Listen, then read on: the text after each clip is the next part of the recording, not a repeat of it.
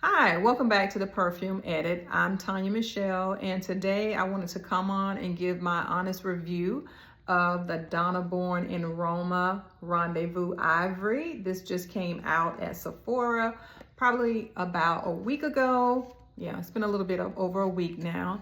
And so I've had a chance to sit with the perfume. I've worn it just about every day.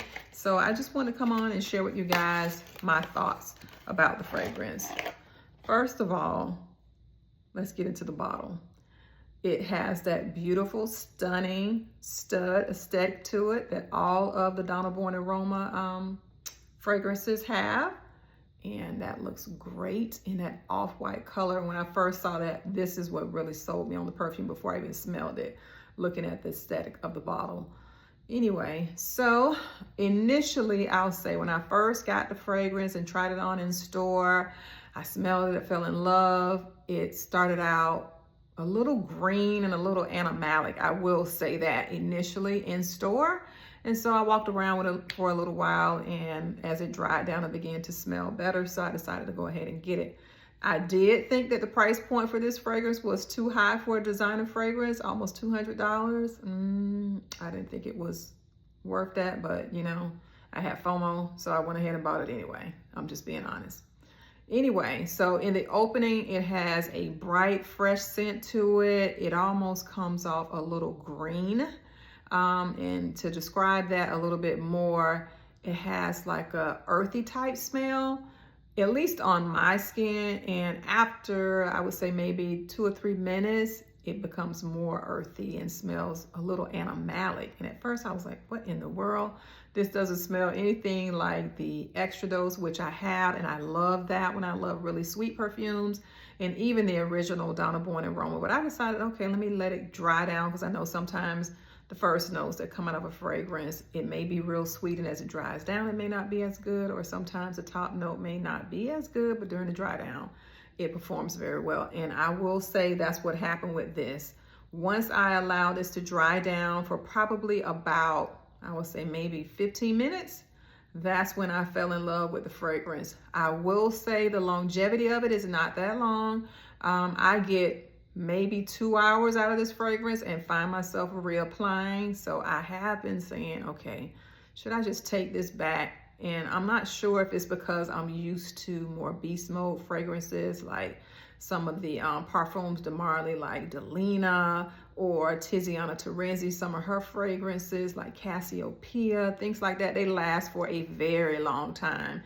You don't have to reapply to maybe, well, Delina, that'll last all day, several days if you spray it on clothes. And your Tiziana Terenzi fragrances like Cassiopeia, your Draco, your Andromeda, those gonna give you 10 hours plus. But anyway, so I wanted to come on and review it, and let's try it out again. I will say it does smell good, even though she's been getting a lot of bad reviews. On my skin, the dry down is beautiful. My only hesitation about keeping it is that it doesn't last as long as what I'm accustomed to. So I hope you can see it when I spray it on skin. And excuse my dry skin, I'm not that moisturized today. But as you can see, when you spray it with the atomizer, has a lot of oil. Yeah, it smells good. I don't get a lot of marshmallow. I'm not sure why they say this fragrance have marshmallow in it. It's very faint as you get closer to the dry down. But if you're expecting that at the top note, you're not gonna get that. And there it is with that citrus and that earthy smell within the first few minutes. And I don't know, maybe it's the orange blossom that's in it. And orange blossoms is okay. It's okay for me, but it's not something that I really love. I can't smell a lot of vanilla at the beginning.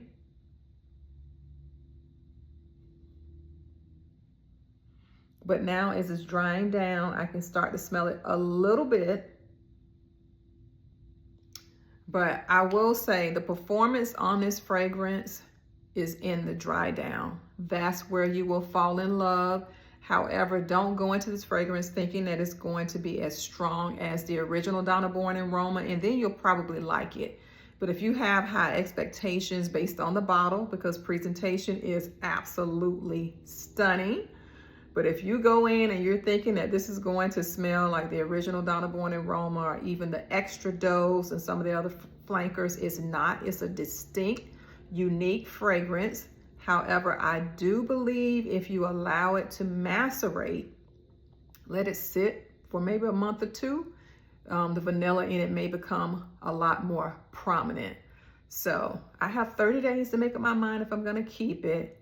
Tell me what has been your experience if you purchase this fragrance, what you like about it, what you don't like about it. As for me, I love the dry down. That's where I fall in love with it. Again, my hesitation is the performance just is not there, not for a price point of almost $200. That's a bit much. For me, this type of fragrance, I would say maybe $90, but almost $200. I think Valentino, their marketing team, they just went a little bit far. They did good on the styling of the bottle. I will say that. But also, I'll also say when you get ready to take this out the box, don't try to grab it like that. It does not fit really tight. And I almost dropped mine a couple times. So I just wanted to share that with you guys. Thank you for stopping by. I hope you have an amazing week. God bless. Take care. See you in the next video.